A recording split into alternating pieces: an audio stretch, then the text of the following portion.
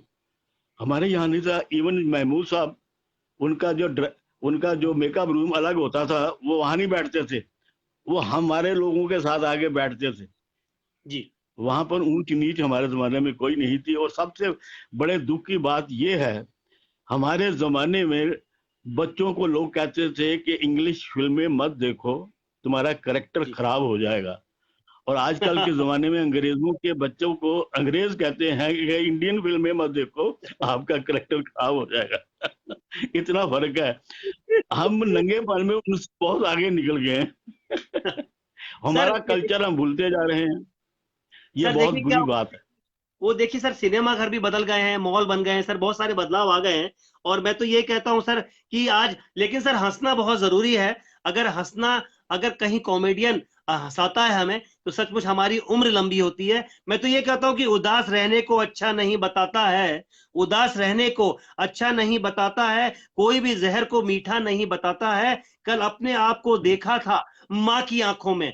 आप जब भी ईश्वर को देखते होंगे, अपनी माँ को ध्यान करते होंगे, तो जब कल अपने आप को देखा था माँ की आंखों में, यह आईना हमें कभी बूढ़ा नहीं बताता है। ये सच है कि आप सर कभी बूढ़े नहीं होंगे, क्योंकि जिसके अंदर ये सोच है कि हमेशा काम करते रहना है, और आप तो आज भी काम करते हैं सर, उस एनर्जेटिक, उस ऊर्जावान व्यक्तित्व को सर पूरे हिंदुस्तान की ओर से सर नमन करता हूं। आज सर न जाने कितने दोस्त आपके बिछुड़ चुके हैं, लेकिन सर मैं पूरे हिंदुस्तान की ओर से आपके स्वास्थ्य के लिए कामना करता हूं, लंबी उम्र के लिए कामना करता हूं। सर मैं ये आपसे पूछना चाहूंगा कि देवानंद साहब जो कि आपके, मैं कहूंगा कि आइडियल रहे, और बहुत सारा काम आपने देवानंद साहब के साथ किया है। और आज सर एक चीज आपसे और चाहूंगा कि मनोज कुमार जी का जन्मदिन भी है, तो उनको सबसे पहले इस माध्यम से मैं मुबारकबाद दूंगा, शुभकामनाएं दूंगा, और स्वस्थ रहे मनोज कुमार जी, हमारे बीच में रहे।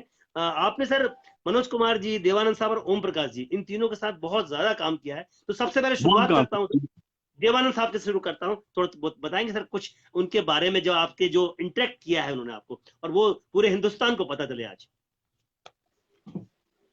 मनोज साहब बहुत, उन्होंने जो पिक्चरें बनाई हैं वो आज भी फ्रेश हैं, और उन्होंने बामकसद फिल्में बनाए हैं जिनसे आपको कुछ सीख भी मिलती है।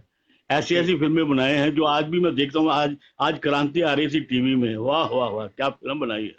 उसके बाद शोर आ रही थी, शोर का भी जो हर फिल्म उन्होंने जो बनाई है, रोटी कपड़ा और मकान में भी मैंने काम किया था। उनकी हर फिल्म में कहीं ना कहीं मैं रहता था, वो मुझसे बहुत प्यार करते थे।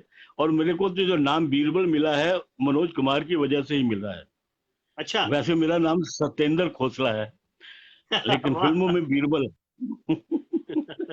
अरे वाह सर। ये मनोज साहब ने नाम खूब रखा था।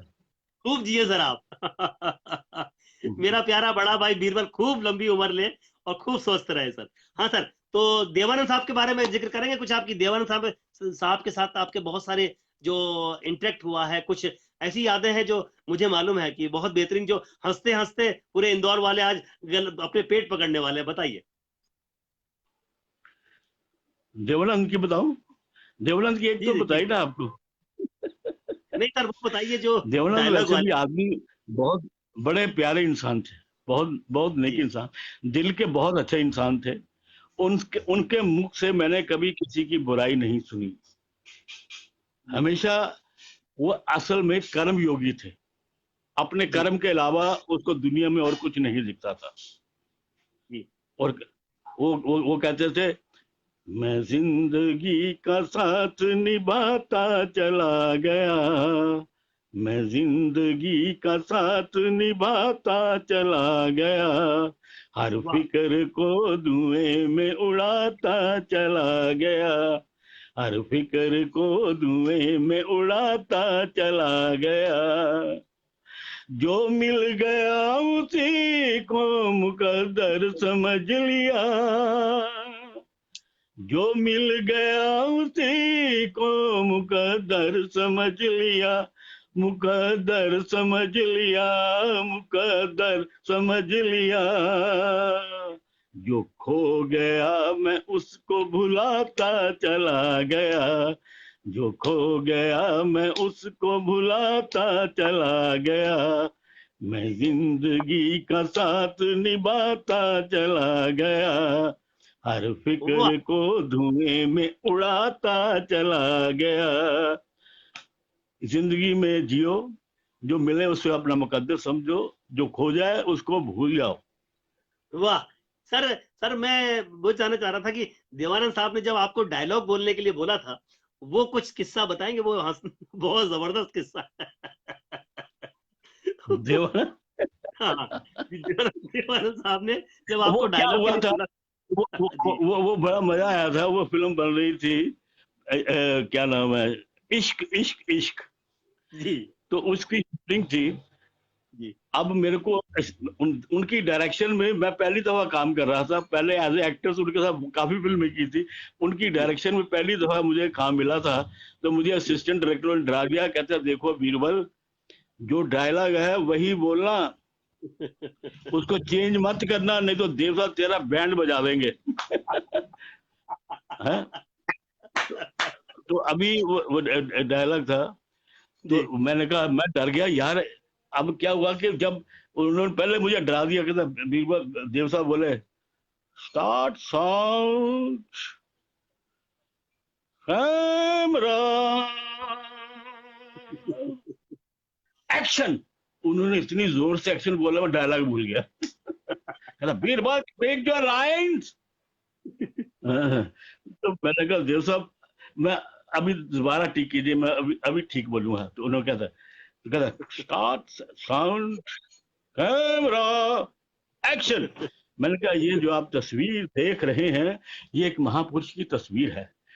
जाने 15 साल पहले कहाँ चला गया कोई नहीं जानता, पुलिस आज भी उसकी तलाश कर। Birbal cut cut cut, Birbal I want speed C B, what I want.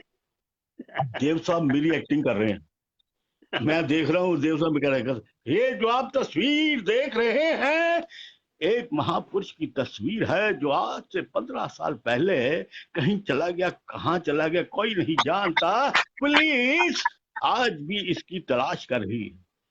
कहता I want like that, you understand. अब मैंने कहा यार, वहां 3-4 हजार पब्लिक शूटिंग देख रही है और मेरा जुलूस निकल रहा था। तो अब मैंने सोचा यार, देव साहब अब आप टेक करिए, मैं I will try to give what you want. अब वो स्टार्ट साउंड, कैमरा, एक्शन। अब मैं डरा नहीं, अगर ये जो आप तस्वीर देख रहे हैं, एक महापुरुष की तस्वीर है जो आज से 15 साल पहले कहीं चले गए, कहाँ चले गए कोई नहीं जानता। पुलिस, काट काट, नॉट इन माई स्टाइल। अब देव साहब ने कहा मेरे स्टाइल की नकल मत करो, अपने स्टाइल से बोलो। उसके बाद जैसा भी मैंने किया उन्होंने ओके कर दिया। मेरे भाई बीरबल की जय। मैं तो ये कहूंगा राज रजवानी जी जो हमारे बीच में है, विक्रम बजाज जी बहुत अच्छे सिंगर हैं, बहुत अच्छे फनकार है दोनों, ये आपका स्वागत कर रहे हैं। सर मैं ये कहूंगा कि थोड़ा सा बात को आगे बढ़ाता हूं कि आपने कि जो आप जो उस वक्त में जो आपने फिल्में की, उस समय फिल्मों को हम अपने परिवार के साथ देख सकते थे।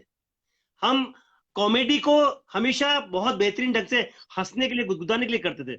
लेकिन सर अब जो कॉमेडी है वो द्विअर्थी है। न जाने उस कॉमेडी में सर मैं तो ये कहूंगा सर कि आज मैं जिस बीरबल अपने बड़े भाई को आज मैं जो कैफियत में आज लेके आया हूं, स्वागत कर रहा हूं, और सौर्य नमन जो कि आज हमारे साथ में है, तो यही कहूंगा कि अनुभवों की वादियों में सीने के बल ना चल लिया जाने तब तक बीरबल नहीं बन सकता। मैं तो कहूंगा कि अनुभव की वादियों में जब तक आप सीने के बल नहीं चलेंगे तब तक बीरबल नहीं बन सकते। सर सच है कि जब तक आपको अनुभव नहीं होगा, जब तक आप सर अपने को कहीं ना कहीं मतलब कहते हैं कि आत्मसात करना, एक्टिंग की सर कहूंगा मां शारदे के चरणों में झुककर एक्टिंग के लिए अपने को बिल्कुल झोंक देना, जब तक आप नहीं करेंगे तब तक आप बीरबल नहीं बन सकते। सर आज जो परिवर्तन आया है सर की कॉमेडी में, वहां से सर एक नाड़ा लटका है या कुछ द्विअर्थी संवाद है, कुछ कहना चाहेंगे सर आज के और उस समय के युग में?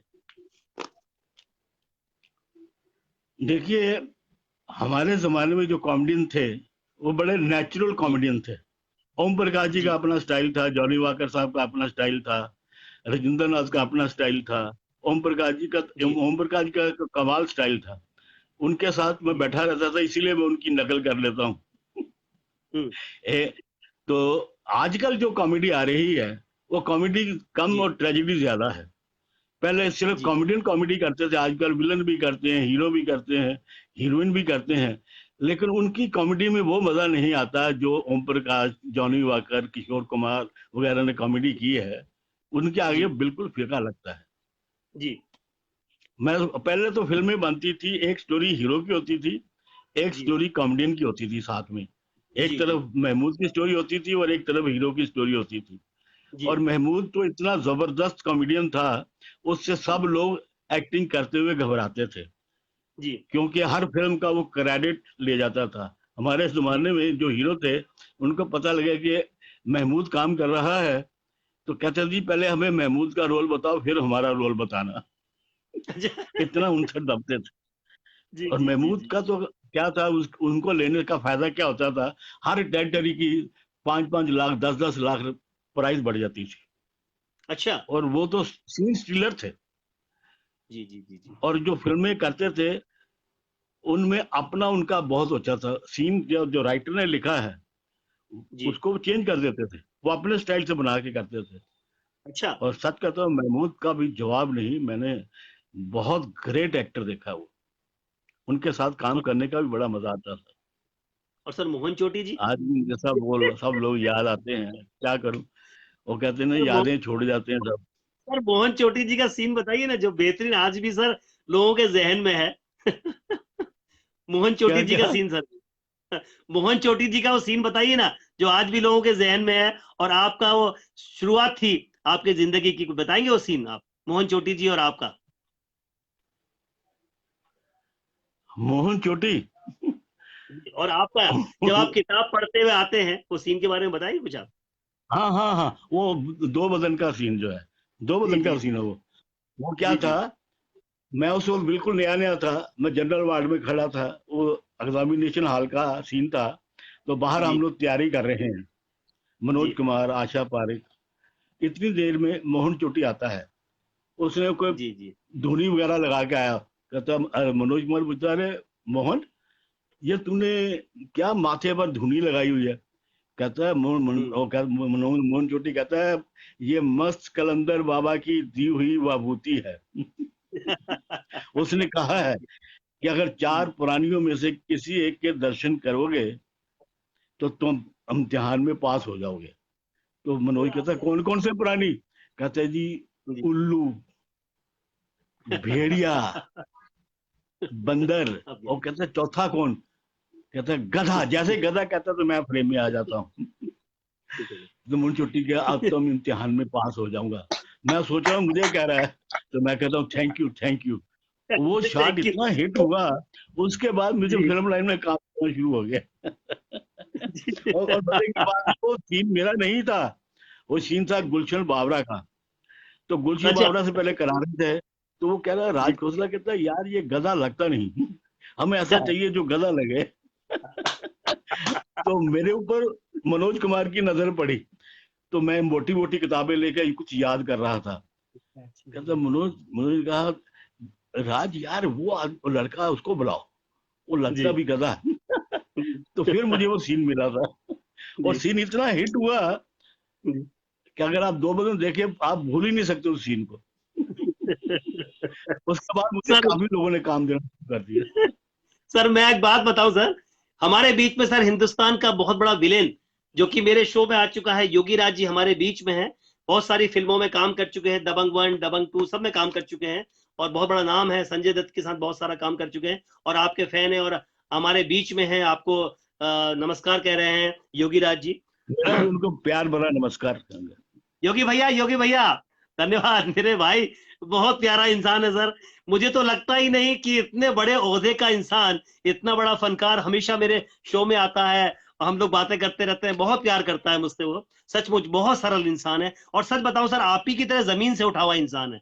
उसने भी सर मुंबई की सड़कों पर सर न जाने क्या क्या बेच के सर अपना मुकाम हासिल किया है। उस योगी राज को नमन करता हूं जो मेरे साथ में है। मैं सर थोड़ा आगे बढ़ रहा हूं अब, कि जो ओम प्रकाश जी जो आपके बहुत फेवरेट रहे हैं, वो सर वो जो कहते हैं ना कि जितनी दिल की पहरेदारी होती है, जितनी दिल की पहरेदारी होती है उतनी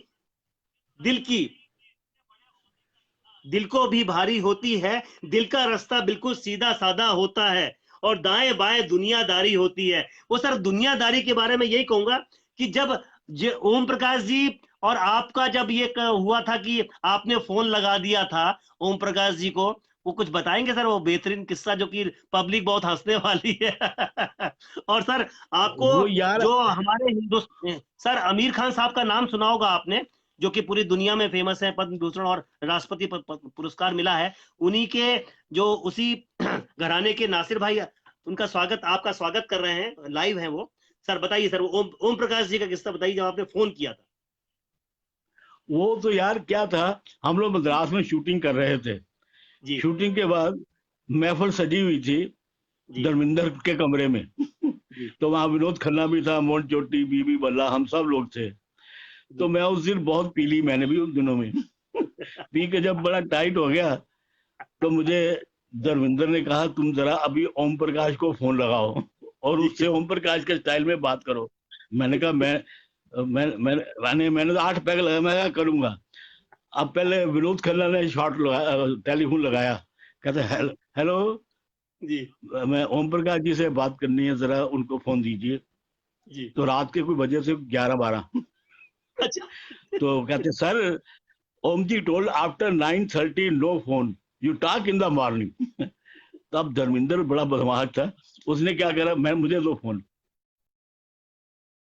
आई एम लिंगा शेट्टी स्पीकिंग है, call mister Om Prakash, very important work है आई एम। अब उन्होंने कहा कि काम का बहुत काम का, तो उन्होंने ओम जी को उठा दिया जी। तो ओम जी कह हेलो, मैं कहा हेलो ओम जी, मैं सोम जी बोल रहा हूँ। कह तुम्हारी माँ की डायलॉग नहीं बोल सकता। कहता ये टेलीफोन करने का टाइम है। मैंने कहा जी बात ये है ओम जी, मैं एक फिल्म बना रहा हूँ बर्बाद जवानी, और तुमने मेरी नींद बर्बाद की है। मैं तेरी वो नहीं बोल सकता, तेरी कर दूंगा। तो मैंने कहा जी, और आपके और ओम जी आपके ऑपोजिट मैंने ललिता पवार को रखा है। अरे ललिता पवार, अरे उसकी पावर के आगे से कोई टिक नहीं सकता, मैं भी नहीं टिक सकता। तुम कहाँ से बोल रहे हो? मैंने कहा जी मैं तो मुंह से बोल रहा हूँ। और कह रहा मैं क्या वहां से बोल रहा हूँ? अरे तुम हो कौन? मैं तुम्हारी माँ बहन ऐसी कर दूंगा, ये कर दूंगा, वो कर दूंगा। तो अब क्या हुआ, और रात को जब गालियां आए तो मैं धर्मेंद्र को फोन पकड़ा दूं। अब सुबह के वक्त शूटिंग में ओम जी भी वहां थे, ओम जी सबको देख रहे हैं। जी मैंने पूछा ओम जी क्या? कहता ये पता नहीं कौन था रात को मेरी ही आवाज में बात कर रहा था, मुझे वो मिल जाए तो उसकी मैं ऐसी तैसी कर दूं। तो धर्मेंद्र बोला जी मेरे को भी किसी ने फोन किया था, वो मेरी आवाज में बात कर, कहता ये है कौन? ओए जॉनी, जॉनी विस्की तो नहीं है यहाँ? वो कहते नहीं जी वो तो नहीं है। ओए मोहन चोटी इधर आ, तू मेरी आवाज में बात कर। वो कहता है जी मैं आपकी आवाज नहीं निकाल सकता है। और बीबी भल्ला तू इधर इधर, तू मेरी आवाज निकालो। कहते नहीं। फिर आगे मैं खड़ा था, मेरे को बीरबल ये तो बड़ा बीबा है, ये तो अपनी आवाज भी नहीं निकाल सकता। और जबकि मैंने ही तो गुरु ऐसा ऐसा ड्रामा हुआ था।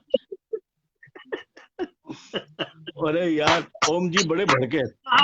आ से बात तक, आ से बात तक, क्या बात है सर। नमन करता हूं मैं इस बड़े भाई को, नमन करता हूं आज अपने मेहमान को, नमन करता हूं मैं इस बेहतरीन इंसान को। ना तो उसके पास बनावट है, ना उसके पास झूठ की कोई परिभाषा है, ना उसके पास पर्दादारी है, ना उसके पास धोखेबाजी है, ना उसके पास कोई ठग विद्या है। उसके पास है तो सिर्फ एक हंसाने की विद्या है, जो कि अपनी विद्या से, अपनी सोच से, ना जाने ईश्वर ने कब उसको इतना प्यारा फन दिया जो पूरे हिंदुस्तान को आज भी हंसाता है। सच कह रहा हूं, मेरी आंखों से खुशी के आंसू है कि मेरा बड़ा भाई बोल रहा था और मैं अपने को कंट्रोल नहीं कर पा रहा था। बीरबल भाई को मेरा भी दिल से सब नमन कर रहा हूं, देखने पूरा वालों को, हिंदुस्तान सुनने आपको वालों को प्रणाम करता हूँ, और उन्हीं के जी सर। प्यार की वजह से आज भी मैं जिंदा हूँ। सर ये सब मैं आपसे पूछा, मेरे आपसे सचमुच आज सर मैं एक बात और पूछना चाह रहा था कि सर पूरे हिंदुस्तान में सर कॉमेडियंस पहले हुआ करते थे। आज सर जो हैं आपके साथ के जो लोग हैं शायद इस दुनिया में नहीं है, लेकिन सर अब लगता है कि सर कहीं ना कहीं कॉमेडियंस के जो मतलब उनको जो पेमेंट भी उतना नहीं होता, उनको मतलब वो कहते हैं आपको तो छोटा रोल दिया जाता है, आप तो सिर्फ फिलर हो। सर कुछ कहेंगे कि आज क्या होना चाहिए उन सब के लिए, जो हाँ इंडस्ट्री को क्या करना चाहिए उनके लिए सर?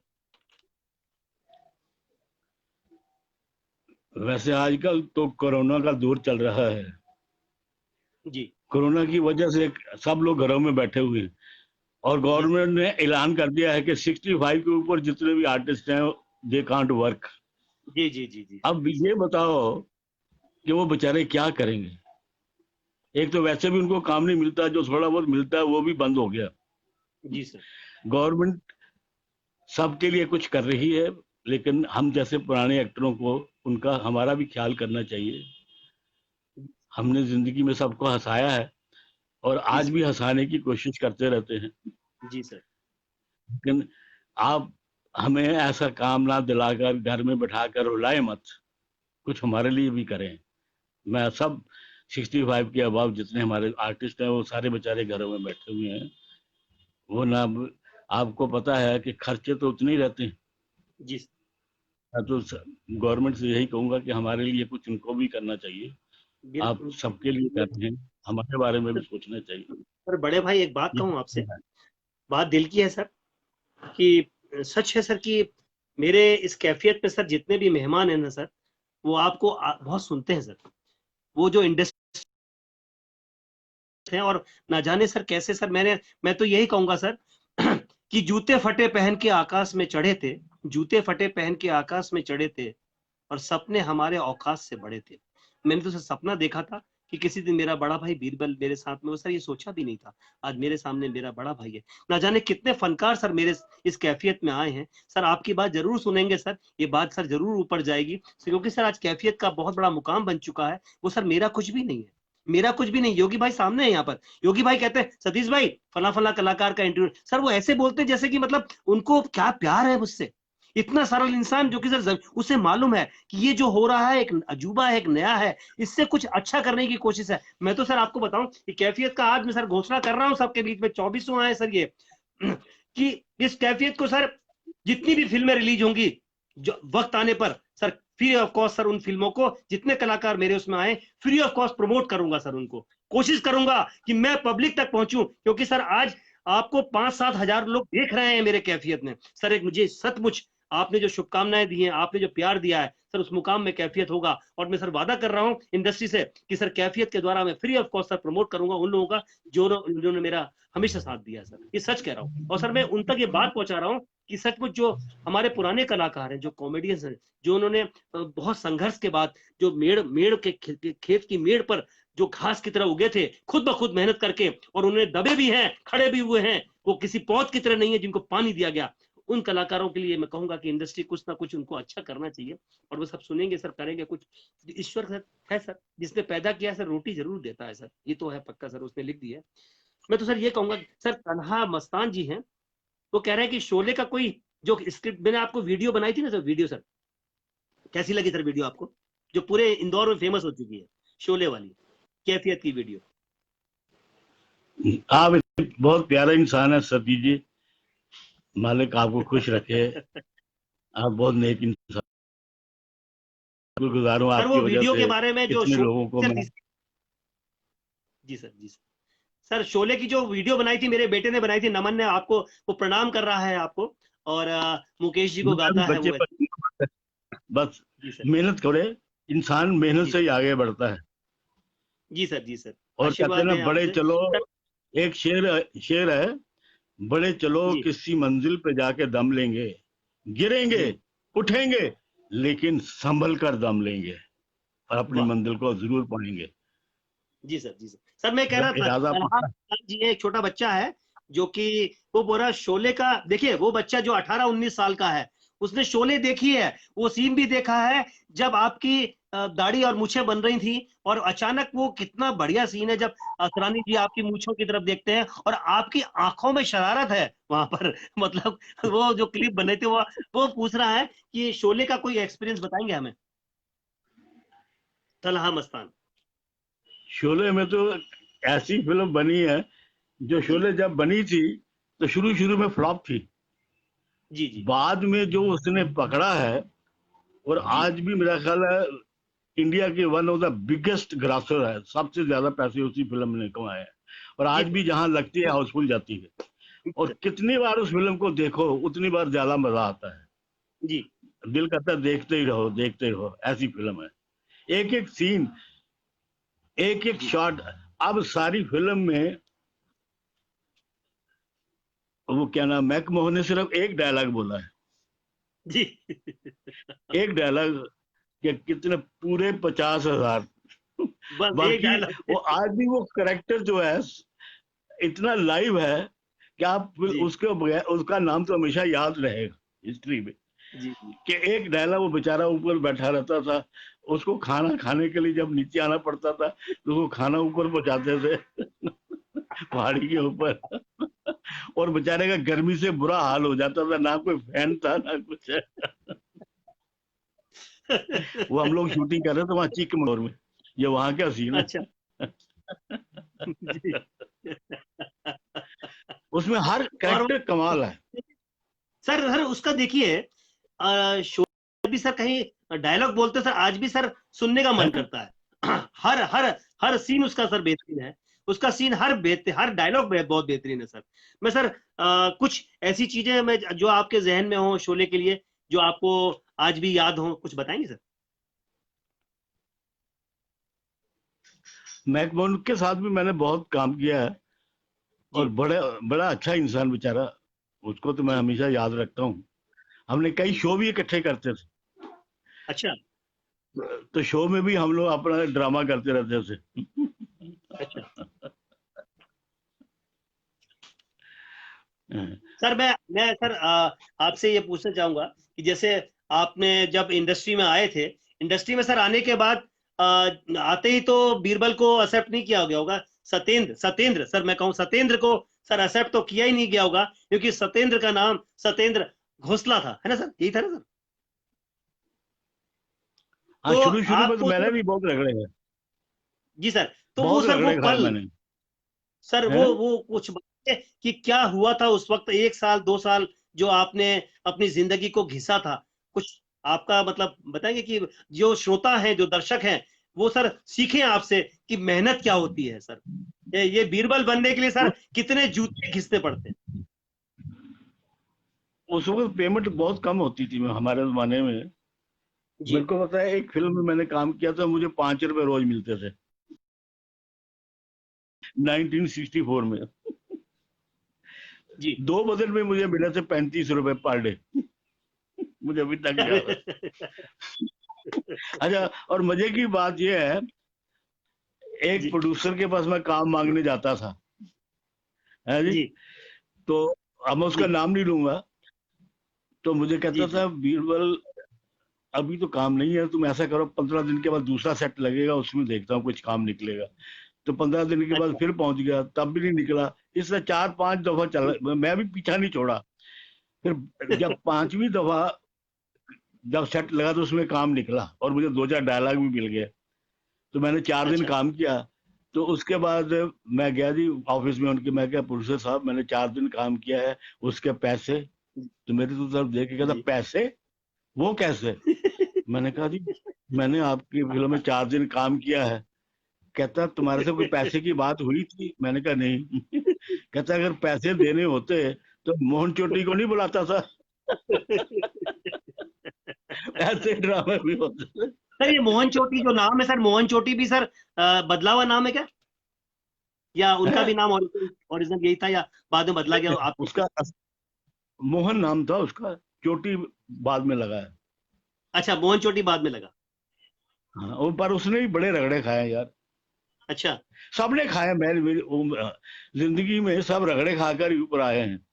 जी कोई कोई आजकल आजकल वाला सिस्टम नहीं है कि आप किसी बड़े प्रोड्यूसर के लड़के हैं या किसी के वो है। वो पहले हमारे जमाने में नहीं था।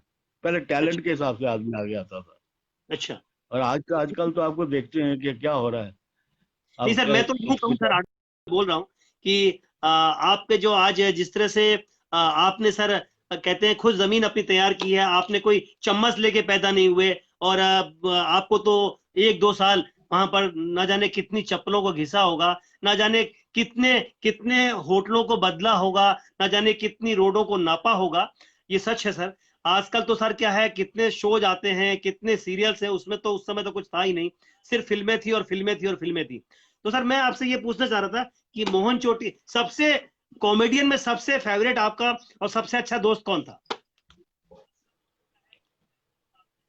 मोहन चोटी मेरा बड़ा गहरा, पोपटलाल, उसके साथ भी मैंने बहुत फिल्में की। अच्छा अच्छा। इन लोगों के तो साथ सर मैं अभी, बहुत क्लोज था। अच्छा, तो सर अभी जो आप अभी जो भविष्य में कुछ काम कर रहे हैं आजकल आप सर, मतलब कुछ प्लान कर रहे हैं, या अभी जब कोरोना, जब ये लॉकडाउन हुआ उससे पहले कहीं काम कर रहे थे आप? हाँ, पहले कर रहा था, मैंने ऐड वगैरह भी किए कुछ। अच्छा ऐड किए कुछ, सीरियल सीरियल में भी कुछ काम किया। अच्छा। काम तो तो सर हमेशा अभी, मैंने करने की कोशिश की है। तो सर अभी मतलब अपने को व्यस्त रखा हुआ है आपने, है जी। अभी आपने अपने को अभी व्यस्त अभी रखा हुआ काम अभी तो लॉकडाउन की है? वजह अभी से नहीं, अभी घर नहीं, में बैठा हूँ। मैं तो कोरोना से पहले की बात कर रहा था, मतलब फरवरी में तक की बात कर रहा हूँ। तो उससे पहले तो आप व्यस्त थे पूरा। हाँ हाँ। अरे वाह। तो सर अभी जो सीरियल में काम कर रहे हैं, उस सीरियल में और फिल्मों में सर क्या अंतर देखते हैं आप सर? आजकल कुछ जमाना ऐसा आ गया है, जी मैं आपको क्या बताऊं, वो हमारे जी जमाने में नहीं था जो आजकल है। सर।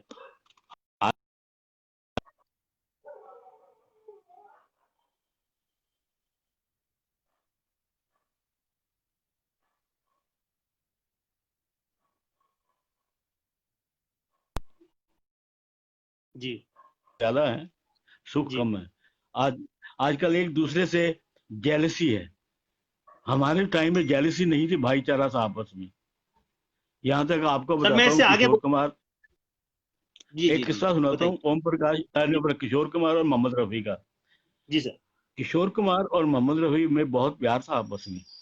जी रफी साहब के पास कोई गाना आता था ना, जिसमें यूडलिंग वगैरह चालू टाइप का गाना होता था, वो कहते ये मेरी दुकान का काम नहीं, आप किशोर कुमार के पास जाओ। और किशोर कुमार के पास कोई आता था, कोई क्लासिकल टाइप का जी है, वो जी कहता था ये मेरी दुकान का माल नहीं है, आप रफी साहब के पास जाओ। यानी आपस में इतना भाईचारा था। और आजकल इतनी जी जेलसी है, मैं देखता हूँ ये एक दूसरे को पत्ता काटने में लगे हुए हैं बस, जी कि जी ये जी आगे ना कहीं बढ़ जाए, और जो जी बढ़ जाए जी। तो उसको टांग खींच लेते हैं।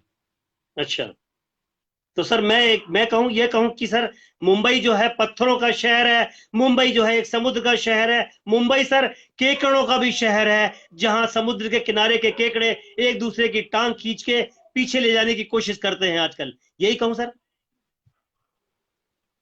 वाकया आजकल वैसे हालात बहुत खराब है। देखो ना, अभी वो बेचारा सुशांत सिंह जो है, जी जी राजपूत, वो बेचारा अपने बलबूते पर सीरियल से काम करते करते फिल्मों में आया, और अच्छी फिल्में हिट हुई। उसके बाद जी। किसी उसका क्या हश्र हुआ आप देख ही रहे हैं।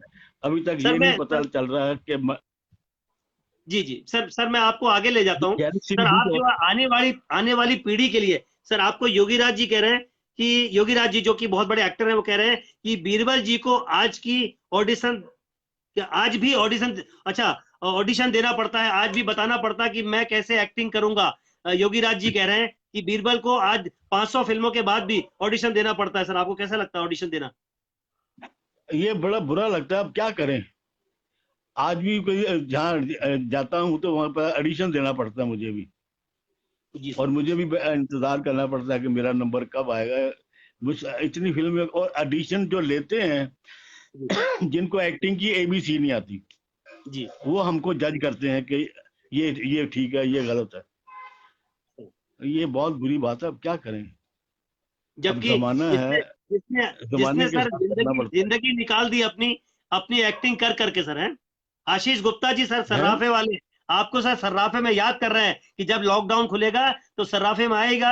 आप आपको वो वहीं रहते हैं, उनकी दुकान है। आशीष जी मेरे हर शो में आते हैं, आपको याद कर रहे हैं। मोइन खान जी जो कि यहाँ के घराने से ही हैं, इंदौर घराने से ही। और महेश सोनी जी आपका स्वागत है। आशीष गुप्ता जी आप सराफे में आएंगे, हमारे मेरे बड़े भाई जब भी आएंगे इंदौर में तो हम सराफे में उनको ले चलेंगे, और उनको बड़ी बड़ी जलेबियां, पोहे सब खाएंगे हमारे बड़े भाई। सर मैं आपसे चलते चलते सर एक बात पूछना चाहूंगा कि आने वाली पीढ़ी के लिए आप क्या कहना चाहेंगे सर? आने वाली पीढ़ी से मैं यही कहूंगा, first deserve and then desire. हम लोग कहते हैं कि मैं हीरो बन जाऊं, ये पहले अपने आप को देखो तुम क्या कर सकते हो। जी जी अगर फर्ज किया मुझे एक्टर बनना है, तो अपनी जी शक्ल सूरत पहले आईने में देख के फैसला करना चाहिए, हीरो बनना चाहिए, विलन बननी चाहिए, कॉमेडियन बनना चाहिए। जी पहले तैयारी करो, किसी एक्टर को अपना गुरु बनाओ, जी उसको देख देख कर कुछ सीखो। जी उसके बाद लाइन में तब आओ जब आपकी, पहले अपने कॉलेज में, स्कूल में, वहां फंक्शन में हिस्सा लो, और वहां पर अगर अप्रिशिएट हो जाओ, तो उसके जी। बाद वहां टीवी में जाओ, फिर फिल्मों में आओ। एकदम क्या बात! ऐसे मुंह उठा के आए जी मैं हीरो बन जाऊं, ऐसा नहीं होता। इसके जी लिए जी आपको बड़ी प्रैक्टिस करनी पड़ेगी, बड़ी मेहनत करनी पड़ेगी, और बड़ी लगन और सच्ची लगन और हिम्मत है मर्दा, मदद खुदा, हिम्मत बिल्कुल के सही कह साथ रहे काम बढ़ना चाहिए। और डर हैं। वाह सर! और स्ट्रगल से डरना नहीं चाहिए। जी। महेश सोनी जी आपने लिखा है कि देखने के लिए, और आपको सर बाबू खां जो है, जो कि प्रोड्यूसर है, आपको कह रहे हैं बहुत खूब, आपको बहुत सारी शुभकामनाएं दे रहे हैं।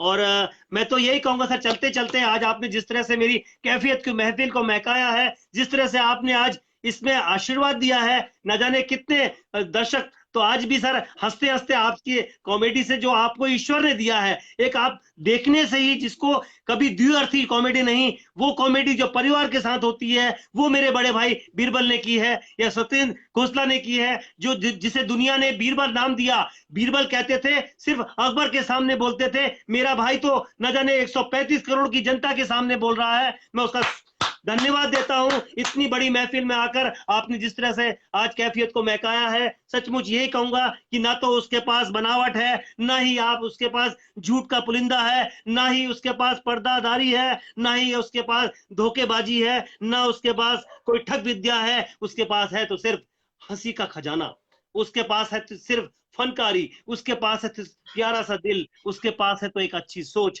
उसको नमन करते हुए आज मैं अपने आदरणीय भाई से कहूंगा कि आपने जिस तरह से आज इंदौर को, मैं भी मध्य प्रदेश को, सबको प्यार भरा नमस्कार करता हूँ और उन्हीं की प्यार की वजह से आज तक टिका हुआ हूँ। मैं उन सबका शुक्रगुजार हूँ। मैं सर आपके चलते चलते एक बात सर सच बोल दूं पब्लिक के बीच में, सर कह दूं सर एक सच कि आज पिछले 4 दिन से मेरा बड़ा भाई कह रहा था कि फेसबुक में लाइव नहीं कर पाऊंगा, क्योंकि हम उस जमाने के हैं जब जमाने में ये व्हाट्सएप और ये सब नहीं हुआ करता था, फेसबुक नहीं होता था। हमने ओरिजिनल देखा है सब कुछ। अब ये बनावटी सब हो चुका है। हम अपनी फोटो को खूबसूरत बना बना के डालते हैं, मैं खुद के लिए भी बोल रहा हूं। और अब उस समय जमाना ये था कि सब कुछ ओरिजिनल था। मेरे छोटे भाई सतीश पांडे, मैं तुमसे कहूंगा मैं फेसबुक में लाइव नहीं हो सकता। तो मैंने कहा था छोटे भाई का फर्ज हमेशा होता है कि बड़े भाई को अगर मुझे कुछ आता है तो मैं उसको बता के उसको अपडेट करूं। तो आज मेरी कोशिश थी कि मैंने अपने बड़े भाई को थोड़ा अपडेट करने की कोशिश की, और सचमुच मुझे खुशी है कि मेरा भाई, अब मैं कैफियत 25 के बाद एक बार आपको दोबारा कैफियत में लेके आऊंगा, जिस दिन आप फिर मेरी महफिल को महकाएंगे, और मेरा भाई स्वस्थ रहे, हमेशा मुस्कुराता रहे और दुनिया में हंसी के ठहाके फैलाता रहे। धन्यवाद। आज भी जो मैं पब्लिक के सामने हूँ आपकी वजह से। आपने मुझे बताया कि ऐसा करो ऐसा करो, मुझे तो आता ही नहीं ये चीजें। सर कुछ कहना चाहेंगे? सर कुछ कहना चाहेंगे कैफियत में चलते चलते, कैफियत के लिए? जाते जाते सबको मैं प्यार भरा नमस्कार करता हूँ और आप सबका शुक्रिया अदा करता हूँ कि आज आप भी मुझे प्यार करते हैं। जय हिंद। सर कैफियत के लिए कुछ शब्द कहना चाहेंगे? हैं? कैफियत के लिए कुछ शब्द कहना चाहेंगे सर? किसके लिए?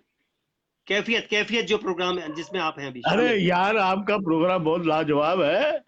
आप पब्लिक के साथ हमें मिलाते हैं, आप भी मुस्कुराते हैं, हम भी मुस्कुराते हैं। हंसना ही जिंदगी है, हर हाल में हंसो, क्योंकि गम करने से गम कम नहीं होते और हंसने से गम नहीं रहते। क्या बात है। गमों में भी हंसो। आपको नमन करता हूँ सर, आपके प्रणाम करता हूँ, आपके पैरों में वो चरण स्पर्श करता हूँ सर। इसी तरह आप खुश रहे। मैं भी सबको आपका प्रणाम करता हूँ, नमस्कार करता हूँ। जय हिंद। जय हिंद। जय। आज कैफियत 24वें पायदान पर था। आपने जिस तरह से कैफियत को साथ दिया, जिस तरह से मेरे बीच में आज हिंदुस्तान के बहुत बड़े बड़े कलाकार, मेरे योगी भाई मेरे साथ में हैं, बाबू भाई हैं, जिस तरह से आज मेरे साथ रवि भाई हैं, उनका स्वागत करता हूं। सबनम जी, धन्यवाद कि आप मेरे शो में थी। यही कहते हुए कि इसी तरह मेरे कंधे पर हाथ रख के चलिएगा। योगी भाई सचमुच बहुत प्यारे इंसान हो यार। ये कोई चाटुकार था, मेरे पिताश्री ने कहा था कि डस्टबिन में डाल के रखना। सच दिल से कह रहा हूं कि जब भी बात करते हो ना, लगता है कि एक कलाकार नहीं एक इंसान बोल रहा है। कहते हैं कलाकार बनने से पहले इंसान बनना बहुत जरूरी है। योगी भाई सच दिल से दुआ मांगूंगा कि आप आने वाले वक्त में सुपर स्टार बनो, और जैसे कि आपने मेरे इंटरव्यू में कहा था, मैं आपको दोबारा कैफियत में मेरे बीच में रहोगे आप। यही कहते हुए अगला फनकार आपके बीच में होगा, वो छोटा बच्चा जिसने हिंदुस्तान के हर टीवी चैनल पर अपना नाम रोशन किया है, वो छोटा बच्चा जो कि बहुत बड़े मुकाम पर जाना चाहता है, वो छोटा बच्चा आज भी लॉकडाउन में 5-5 घंटे का रियाज करता है, वो छोटा बच्चा जिसके होंठों पर मुस्कुराहट देने की मेरी कोशिश है, वो छोटा बच्चा नहीं, एक बहुत बड़ा फनकार है, आपके दिलों पर राज करना चाहता है। उसका नाम है राहुल। बहुत जल्दी आपके बीच में आएगा वो बच्चा जो कि बहुत सारे टीवी शो में आ चुका है। कैफियत में बहुत जल्दी होगा, यानी होगा संडे को, रविवार को हम मिलेंगे ठीक 8 बजे कैफियत पर। धन्यवाद, आप मेरे साथ थे, हमेशा रहेंगे, हमेशा मेरे कंधे पे हाथ रख के चलिएगा। कैफियत बहुत बड़ा मुकाम हासिल करने वाला है। थैंक यू, आप सभी ने मेरा साथ दिया। पायदान 24 यही खत्म करता हूं। 25वें पायदान पर एक बेहतरीन सा फनकार, यानी एक राहुल, जो कि बहुत बड़ा अच्छा कलाकार है, गायक है, आपके बीच में होगा रविवार को ठीक 8 बजे। मैं सब आपका इंतजार करूंगा। धन्यवाद।